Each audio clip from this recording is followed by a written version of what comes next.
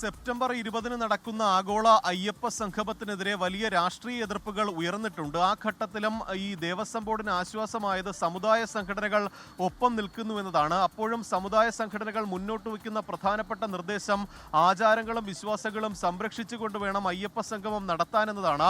ആ രീതിയിൽ തന്നെയാണ് പരിപാടിയുമായി ദേവസ്വം ബോർഡ് മുന്നോട്ട് പോകുന്നത്. ഈ പരിപാടിയിൽ പങ്കെടുക്കുന്ന പ്രതിനിധികൾക്ക് ചില മാനദണ്ഡങ്ങൾ ദേവസ്വം ബോർഡ് മുന്നോട്ട് വച്ചിട്ടുണ്ട്.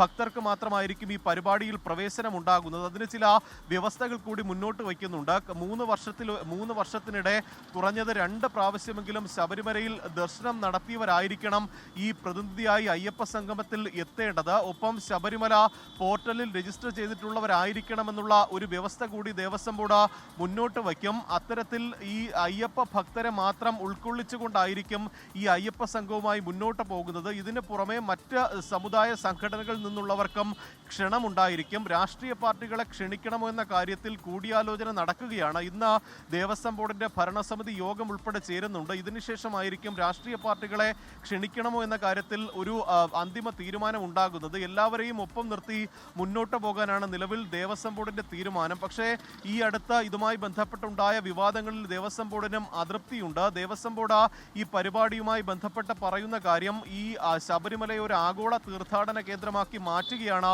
അയ്യപ്പ സംഗമം കൊണ്ട് ദേവസ്വം ബോർഡ് ലക്ഷ്യമിടുന്നത്. അതിൽ മറ്റ് രാഷ്ട്രീയമായി യാതൊരു തരത്തിലുള്ള ഉദ്ദേശവും ഇല്ല എന്നതാണ് ദേവസ്വം ബോർഡ് അറിയിച്ചിരിക്കുന്ന കാര്യം. പക്ഷേ വലിയ എതിർപ്പ് BJPയുടെ ഭാഗത്ത് നിന്ന് ഉണ്ടാകുന്നുണ്ട്. യുവതീ പ്രവേശനവുമായി ബന്ധപ്പെട്ട ഈ കോടതിയിൽ ദേവസ്വം ബോർഡ് സ്വീകരിച്ച നിലപാട് തിരുത്തണമെന്നതാണ് ഇക്കാര്യത്തിൽ BJP മുന്നോട്ട് വയ്ക്കുന്ന കാര്യം.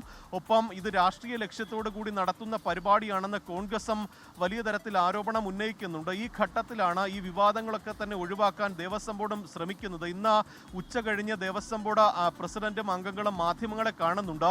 ഉയർന്ന വിവാദങ്ങളിൽ വിശദീകരണം നൽകാനായിരിക്കും ഇവർ മാധ്യമങ്ങളെ കാണുക. എന്തായാലും ഈ പരിപാടിയുമായി സർക്കാരും ദേവസ്വം ബോർഡ് മുന്നോട്ട് പോവുകയാണ്. പരമാവധി വിവാദങ്ങൾ ഒഴിവാക്കിക്കൊണ്ട് ഭക്തരെ പങ്കെടുപ്പിച്ചുകൊണ്ടുള്ള ഒരു സംഗമമായിരിക്കും ശബരിമലയിൽ നടക്കുക.